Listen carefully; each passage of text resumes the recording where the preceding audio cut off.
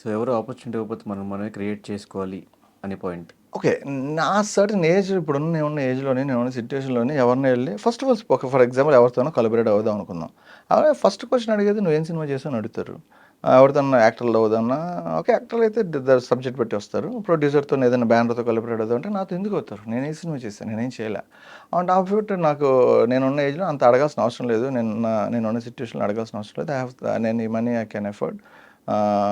So ఒరిజినల్‌గా చేశా. So, but చేసిన తర్వాత ఇట్స్ లైక్ ఈ సర్కిల్. నేను చేసిన తర్వాత డెఫినెట్‌లీ మనీ రికవర్ చేస్తానన్న పాయింట్‌ని ఆలోచించలేదు. 2 రియల్లీ నేను చేసిన తప్పులు ప్రొడ్యూసర్ కింద నేను చేసిన తప్పులు తెలుసు కాబట్టి, నేను ఒక బిజినెస్ మ్యాన్ కాబట్టి, నాకు ఆ తప్పుల నుంచి కరెక్ట్ చేసుకోవడం వచ్చు కాబట్టి, 2 సినిమాలో నేను 100% ఆ తప్పులు I have a awesome script where కొంచెం ఎక్స్పెరిమెంట్ చేయడానికి ఇంట్రెస్ట్ అయిన ఎస్టాబ్లిష్ యాక్టర్స్‌తో సినిమా చేసి I think I can recover. కానీ నా క్రియేటివ్ కాన్సెప్ట్, నా క్రియేటివ్ స్టైల్ కాంప్రమైజ్ అవ్వకుండా ఎస్టాబ్లిష్ యాక్టర్స్ ఎవరైనా ఉంటే కొలాబరేట్ అయ్యి నేనే ప్రొడ్యూస్ చేసి, నేను సినిమా చేసి 2 డబ్బులు రికవర్ చేద్దాం అనేది ఐయామ్ లుకింగ్ ఫర్ థాట్. అంటే దీని తర్వాత ప్లాన్ చేసుకున్నారా?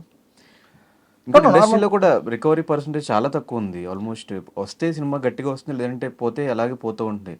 ఏదన్నా వాళ్ళకి జనాలకి ఒక డిఫరెంట్ పాయింట్ ఉండి సినిమా ఎందుకు నచ్చుతుందో కూడా ఇప్పుడు అర్థం కావట్లేదు.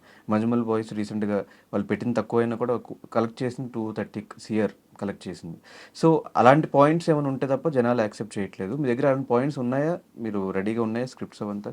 ఓకే. ఫర్ ఎగ్జాంపుల్ అదే 'మంజుమల్ బాయ్స్' సినిమా తీయడానికి ముందు వాటెవర్ ముందొచ్చి మీరు చూస్తే ఎవడన్నా నరేషన్ ఇస్తే వాడు కూడా 100 చేంజెస్ చెప్తారు. ఇది ఇలాంటిది ఎక్కడా తీయలేదు అంటారు. ఇలాంటిది ఎందుకు తీశారంటారు. ఇప్పుడు అది 2 కోట్లు వచ్చిందని 200 క్రోర్స్ వచ్చింది కాబట్టి మీరు దాన్ని ఎగ్జాంపుల్ తీసుకున్నారు. సో అలాగా తీశారని మళ్ళీ అది తీస్తే ఎవడు చూడడు. So basically it's the most important point 'Manjummel boys' example తీసుకున్నారు కాబట్టి దానికి 6 నెలల్లో, సంవత్సరం రిలీజ్ డేట్‌కి ముందుకెళ్తే ఆ సినిమా వాడికి తెలీదు. ఒక కొత్త పాయింట్ తీసాడు కాబట్టి హిట్ అయింది.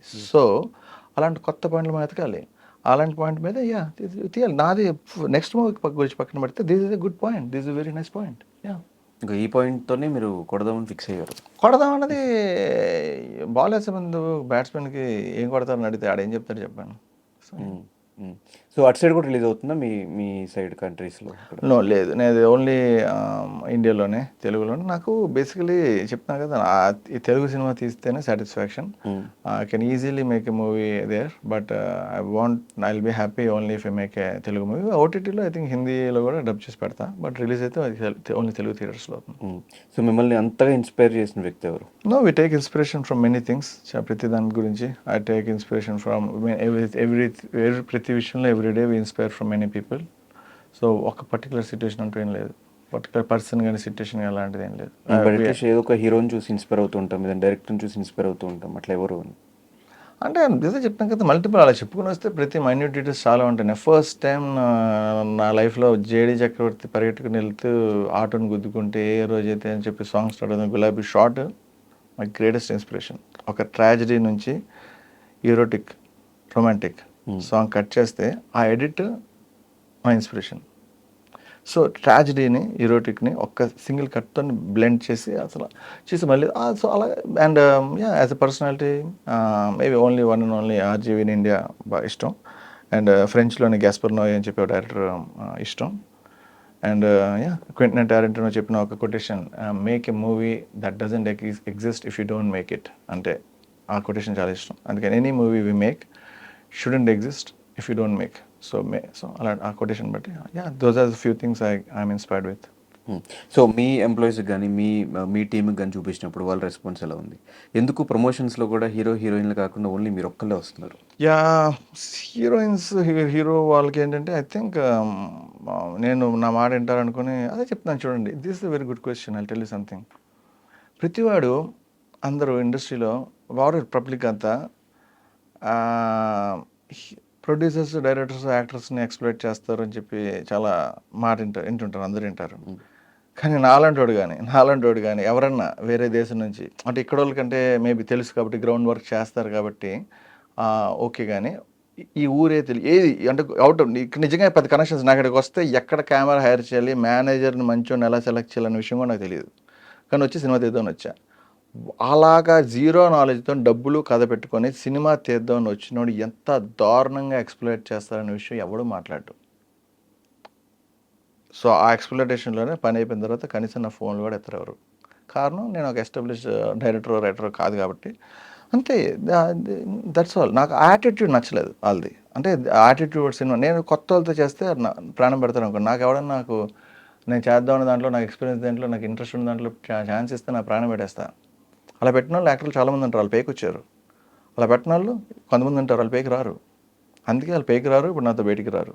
నాకు అర్థం కాలేదు మీరు చెప్పింది. యాటిట్యూడ్ సినిమా వాళ్ళు చెప్తున్నా కదా నాకు నేను బేసికలీ నేను పిలిచా వాళ్ళకి మేబీ టూ చాలా క్లియర్గా చెప్పా మీకు అర్థం కాని పాయింట్ మీరు ఊరికే నా చేతి రిపీట్ చేద్దాం అనుకుంటున్నాను but basically I tell you something Sandeep Reddy వంగాకి ఒక upcoming hero Vijay Deverakonda cinema మీద పబ్లిసిటీ మీద ప్రాణం పెట్టాడు కాబట్టి సినిమా సూపర్ హిట్ అయింది ఓకే చాలా బ్యాక్ చేశారు నా యాక్టర్స్ కూడా చాలా బ్యాక్ చేశారు కానీ చివరి వరకు ఉన్నారు ఎగ్జాంపుల్ చెప్పా బేసికలీ అలా చాలామంది చివరి వరకు డైరెక్టర్ ప్రొఫెషన్ ఎందుకు కొత్త వాళ్ళు తీసుకుంటారంటే వీడికి తెలియదు ఫర్ ఎగ్జాంపుల్ ఓకే ఆయన వంగ గారికి ఎంత తెలుసో నాకు తెలియదు సినిమా ఐ థింక్ ఆయన చాలా గ్రౌండ్ వర్క్ చేసినట్టున్నారు ఇక్కడ ఇండస్ట్రీ నేనైతే నిజంగా సినిమా చేద్దామని వచ్చాను నాకు లోకల్గా చెప్తాను కెమెరా ఎక్కడ హైర్ చేయాలి కూడా నాకు తెలియదు బేసికలీ కానీ ఓకే వచ్చా చాలా క్విక్గా టక్ అని చెప్పి నేర్చుకున్నా చేసా రిక్రూట్ చేసా టీం తీసుకున్నా చేసా బట్ వాళ్ళ వర్క్ పరంగా చాలా బాగా చేశారు నేను ఇన్ఫ్యాక్ట్ నేను పెడుతున్న పోస్టర్ల దగ్గర నుంచి ఇలాంటి పోస్టర్స్ కానీ ఇలా సినిమా చేస్తాను అంత డీటెయిల్ నరేషన్ ఇచ్చా ఇలా ఉంటుంది అని చెప్పా సినిమా సగం అయిపోయిన తర్వాత నాకు హీరోయిన్ ఈ పర్టికులర్ ఒక బాత్ మీరు ట్రైలర్ చూస్తుంటే బాత్ టబ్లో ఇలా అమ్ముకోమంటే ఆ సీన్ తీసేవని చెప్పి నాకు 15 days shooting more than 1 crore ఖర్చు పెట్టాను ఆ సీన్ తీస్తే మళ్ళీ నెక్స్ట్ షూటింగ్కి వస్తా లేకపోతే రానని చెప్పి చెప్పింది ఏది నేను నరేషన్ బిఫోర్ అది నాకు ఏదైనా చెప్పడం ఇష్టం లేదు మీరు అడిగారు కాబట్టి చెప్తున్నా బిఫోర్ నరేషన్ క్లియర్ కట్గా ఆ సీన్ ఇలా ఉంటుందని చెప్పి పర్టికులర్ కెమెరా యాంగిల్తో సహా ఇక్కడే ఉంటుందని చెప్పి నరేషన్ ఇచ్చా 15 days తర్వాత ఆ సీన్ తీసేమని చెప్పి సింపుల్గా అడిగితే నేను ఎంత ఆమె వెరీ వెరీ సింపుల్ చెప్తున్నాను నేను కావాలంటే సినిమా మళ్ళీ తీస్తాను హీరోయిన్ తీసేస్తాను కానీ సీన్ తీనన్నా అంటే సరే హీరోయిన్ తీసుకొని చెప్పి వెళ్ళిపోయింది అమ్మాయి వెళ్ళిపోతే ఎంత ఎంత sincere and director horrible producer ఏంటంటే 15 రోజులు కొట్టుబెట్టి పెట్టి సగం తీసిన తర్వాత మళ్ళీ ఆడిషన్స్ చేశాను మళ్ళీ సినిమా సిన్సియర్గా తీద్దామని చెప్పి కొత్త యాక్టర్స్తో తీద్దామని చెప్పి మళ్ళీ ఆడిషన్స్ చేశాను 2 months ఆడిషన్స్ చేశాను ఎంతో ఖర్చు పెట్టి అంటే ఎంతో ఖర్చు పెట్టంటే యాక్టర్స్ ముంబై నుంచి ఫ్లైట్ టికెట్స్ ఇచ్చి హోటల్ ఇచ్చి అకామిడేషన్ ఆడిషన్స్ చేసేవాడిని నేను అంటే కొంతమంది అడిగేవారు అలాగే ఇచ్చా so time most important time 2 months నేను ఇక్కడ ఆడిషన్స్ సో నాకు కాకపోతే ఆ యాక్టర్స్ అయితే మంచి నా బాధ్యత ఇప్పుడు యాటిట్యూడ్ ప్రాబ్లం సో నాకు ఎవరు నచ్చలే సో నేను మళ్ళీ నేను సీన్ తీయను కానీ అడిషనల్ డబ్బులు ఇస్తా అని ప్రాబ్లమ్ సాల్వ్ చేసుకొని షాజ్మిట్ సైన్ కాంట్రాక్ట్ ఆ సీన్ తీసేస్తానని చెప్పి నువ్వు కాంట్రాక్ట్ ఏది కొత్త కాంట్రాక్ట్ ఆల్రెడీ ముందు సైన్ ఉంది మధ్యలో రెండో కాంట్రాక్ట్ జస్ట్ బ్లాక్ మెయిలింగ్ ఎక్స్ప్లోయిటింగ్ అన్నాను కదా ఆ పదంకి ఇంత క్లియర్గా ఎక్స్ప్లెయిన్ చేస్తున్నా ఆ పదం అర్థం కాలేదు నన్ను ఎక్స్ప్లోయిట్ చేయడం అంటే మళ్ళీ ఎక్కడ ఉండదు చరిత్రలో తెలిసేది చాలామంది చెప్పా తెలుసు అంటే నా ఉద్దేశం షూటింగ్ టైంలోనే ఇండస్ట్రీలో ఉన్న నా ఫ్రెండ్స్కి చెప్పా పెద్దవాళ్ళు కానీ ఎవడి ప్రాబ్లం ఆడదే వింటారు ఎవడేం చేయలేడు ఎందుకంటే ఇది నా ప్రాబ్లం నేను సాల్వ్ చేసుకోవాలి నువ్వు మళ్ళీ ఆ సీన్ తీస్తానని చెప్పి అగ్రిమెంట్ సైన్ చేస్తేనే వస్తానంది అంటే నేను అప్పుడు మళ్ళీ ఆడిషన్ చేస్తాను నా ఫైనల్గా ఫిక్స్ అయిపోయి ఆ అమ్మాయి నాకు ఇంకెవరు నాకు నచ్చట్లే ఎందుకంటే ఆ అమ్మాయి బాగా చేసింది అంత ఎన్ని ప్రాబ్లమ్స్ చేసినా యాక్షన్ అయితే బాగా చేసింది సో ఏం చేసా నేను అగ్రిమెంట్ కానీ సైన్ చేయను కాబట్టి ఎక్స్ట్రా డబ్బులు ఇస్తానని చెప్పి ఎక్స్ట్రా డబ్బులు ఇచ్చి ప్రాబ్లమ్ సాల్వ్ చేసుకొని సినిమా పూర్తి చేశాను ఆ సీన్ తీలే సో అంతే సేమ్ థింగ్ అలా నాకు వేరే డిఫరెంట్ ప్రాబ్లమ్ యాక్టర్స్ గురించి కూడా వచ్చింది యాటిట్యూడ్ ప్రాబ్లం సగం సినిమా అయిన తర్వాత ముందేమోనే ఏం చెప్పంటే మీలా ఎలా కూర్చున్నారు అంటే మీరైతే మీ స్టైల్ కాదు ఊరికే ఎవరైనా మన ఇలా మాట్లాడి సగం సినిమా తీసిన తర్వాత ఇలా కూర్చుని అంటే యాటిట్యూడ్ వాళ్ళు ఎలా కూర్చుని నాకు అభ్యంతరం లేదు ఐమ్ టాకింగ్ యాటిట్యూడ్ సగం సినిమా పూర్తయిన తర్వాత వీడు మన మాట వింటాడు అని ప్రొడ్యూసర్ని డైరెక్టర్ని కొత్తతో ఆడుకుంటారు అది ప్రొడ్యూసర్ డైరెక్టర్ ఎక్స్ప్లోయిటేషన్ ఇది నాకు తెలిసి నేను చాలా అన్యాయం జరిగితే భరించలేని క్యారెక్టర్ కాబట్టి నేను ఆవిడకి భయపడిన కాబట్టి ఇంత డైరెక్ట్ చెప్తున్నాను